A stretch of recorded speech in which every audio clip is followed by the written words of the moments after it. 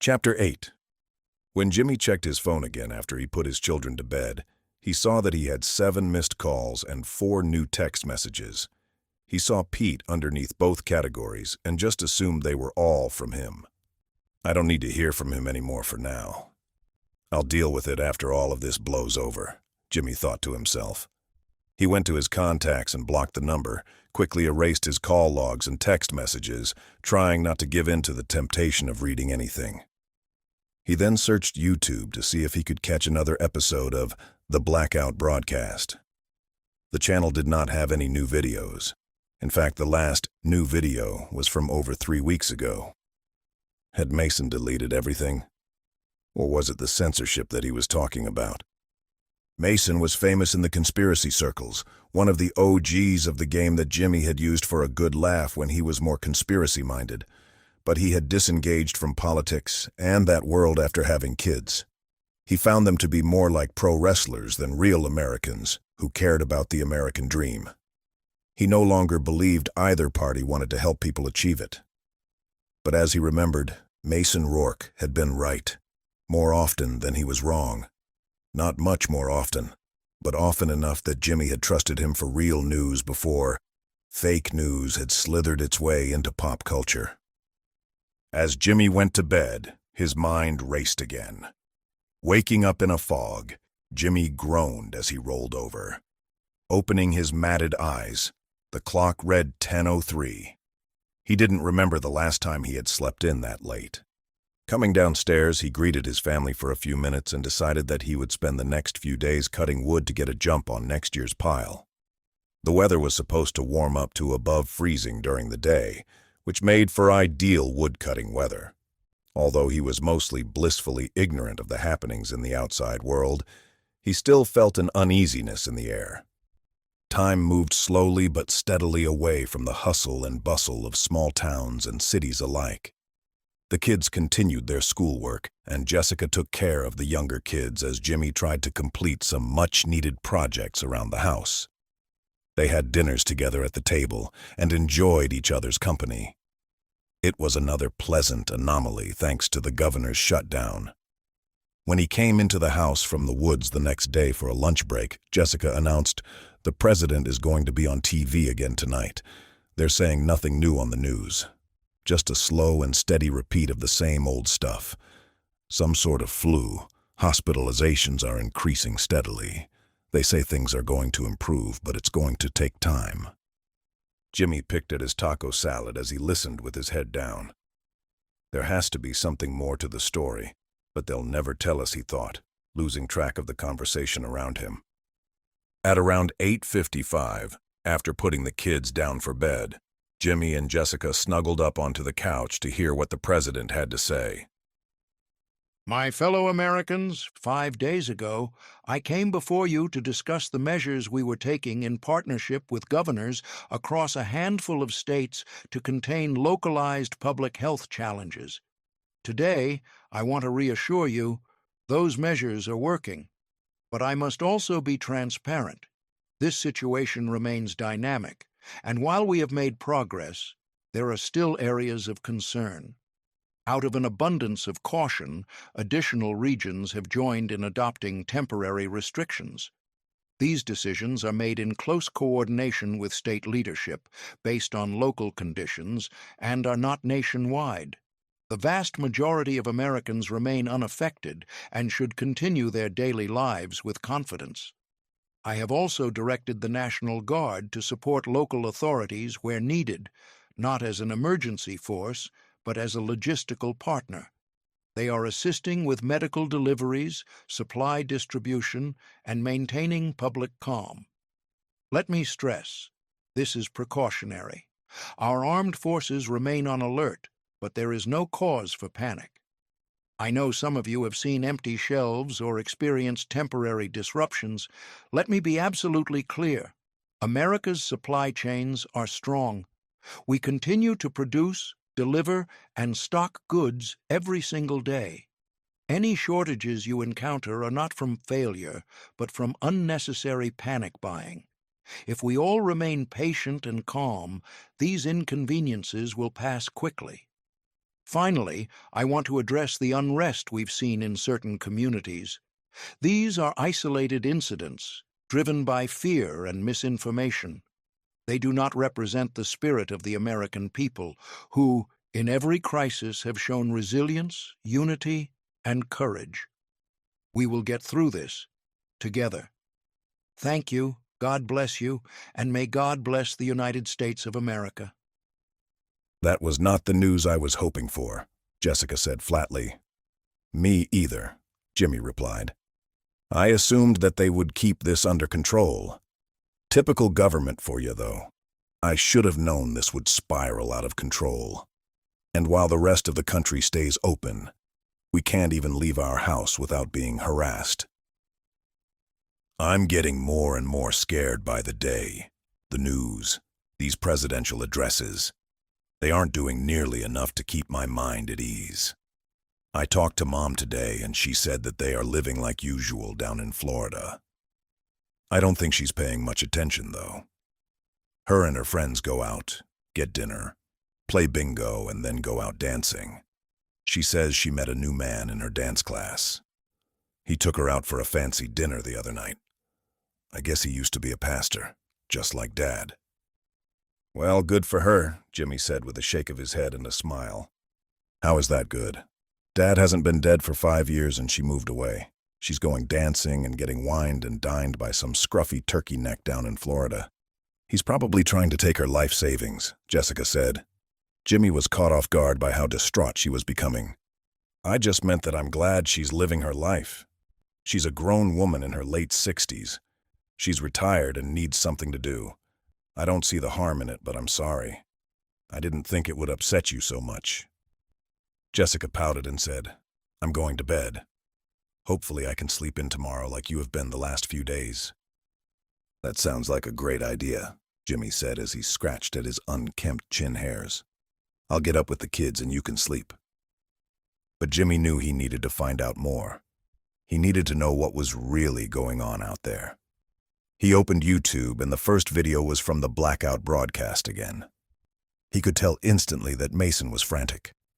Wyatt was nowhere to be found, but Jimmy tuned in anyways, hoping he could catch some news from the man he was reluctantly beginning to trust much more than the President of the United States.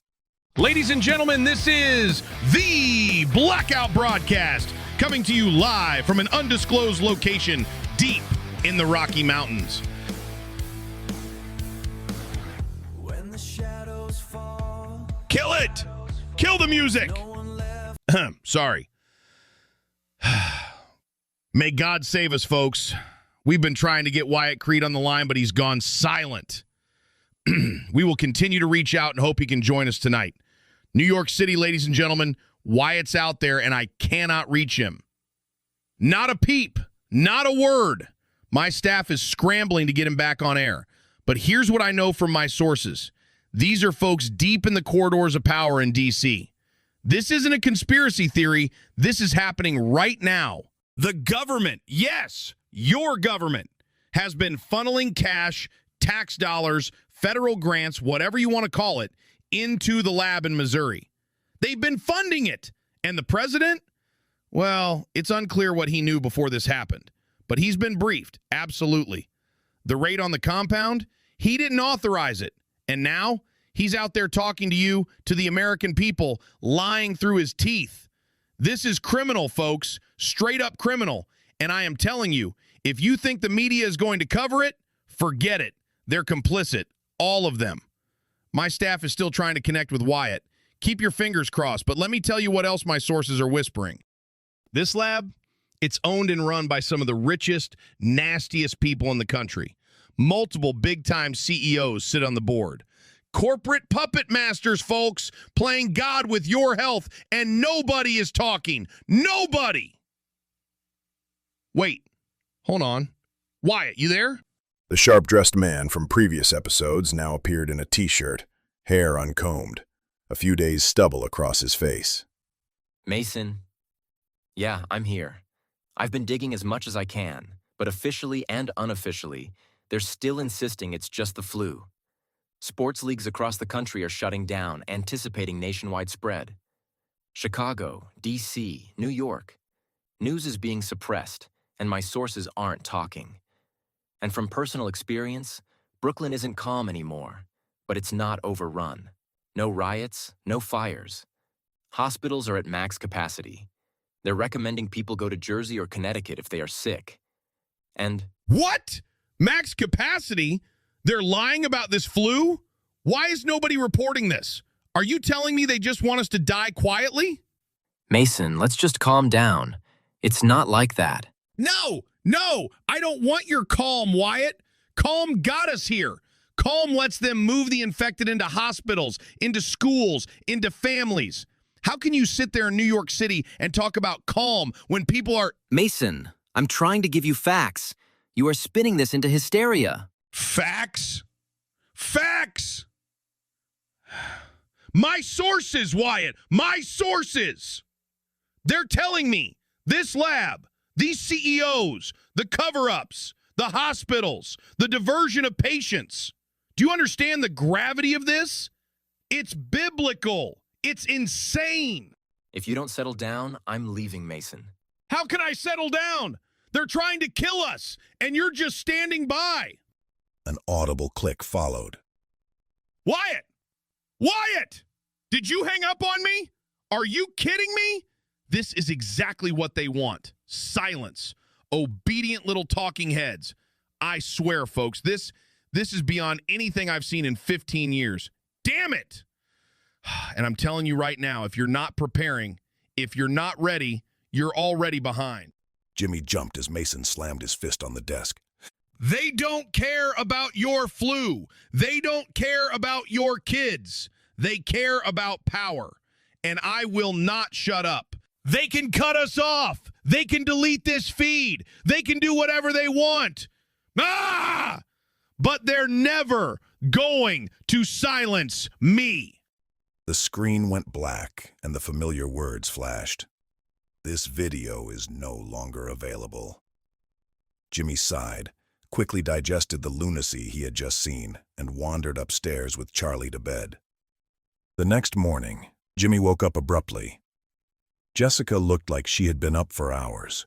Her bleary eyes gave Jimmy pause. "What's up?"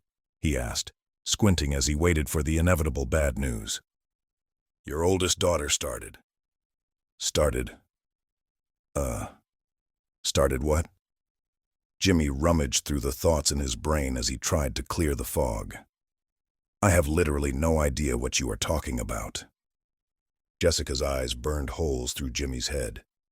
"You know what I'm talking about. She started her cycle." He stared blankly at her and then suddenly realized, "Oh, okay. Can I go make fun of her?" "Don't you even think about it. This is serious. We don't have any feminine products and she's too young to use mine." Looking around before making eye contact again, Jimmy asked, "What do you want me to do about that?" "You have to do something. We don't have anything here, so you need to find a way to get her some pads." Jimmy stretched, yawned, and acknowledged Jessica's, and more so Chloe's, dilemma. "I don't know what I can do." "You have to go to the nearest store and get some to hold her over until all of this clears." "I was pulled over and told that no one was allowed out of their homes until further notice unless it was a life or death emergency." "This is an emergency, Jimmy. If you don't do something, I will." Okay, you've made your point. I will think of something to get her through this. Should I get her some Midol too?" Jimmy asked with a snicker. Jessica seemed unamused, and Jimmy quickly began to prepare for his mission. He felt like a character in an action thriller movie. Evade police, enter town quietly, get to the supermarket, get out without getting the flu. But were they even open? If everything was shut down, how could town be open? He checked everyone's favorite search engine for the hours of multiple supermarkets, drugstores, and grocery stores in town. Most said, open 7 a.m. to 11 p.m. daily. If I take the four-wheeler, I could stay off of the main roads and hope for the best. Jimmy played out all of the likely scenarios in his head and settled on a planned route. He packed his well-used Army-style backpack with a couple bottles of water and some granola bars for fuel for the road. He placed his flashlight into the bag with an extra pair of gloves and some wool socks, just in case it's colder than I expect. He dressed in his winter hunting gear. Zach had convinced him years ago that Spartanrift Tactical Company made some of the best camo on the market, swearing he'd even tested it during his time in the service. Jimmy had taken him at his word. Over the years, he'd picked up 4 different patterns. Spartanrift's timber break pattern carried a green base, the splotches varying in color with tans and browns woven throughout. Night Stalker shifted toward black, with blotches of gray blues, browns, and tans. Ridgefall contained a khaki base with splotches of bark browns, light browns, and leaf oranges. He split time between Timberbreak and Ridgefall until the trees were bare. By then, the cold demanded Spartan Rift Deadfall, bark brown at the base, shaded with earth tones of browns and tans, while green was very sparse but visible, designed for late fall and winter. Dressing in his Deadfall setup that included a heavy winter jacket with matching tactical pants, beanie, gloves, and balaclava, Jimmy grabbed his folding pocket knife and placed his holster on the inside of his hip. Tucking away his .22 pistol as he always did, Jimmy kissed his wife and kids goodbye. He then took a long look around. He wasn't entirely sure why, but he supposed it would be a good reminder that he needed to come back in one piece. His family relied on him too much to allow something stupid to happen, like running the ATV into a tree. He prepared his mind for what Karst Valley might be like, but it would exceed his wildest dreams.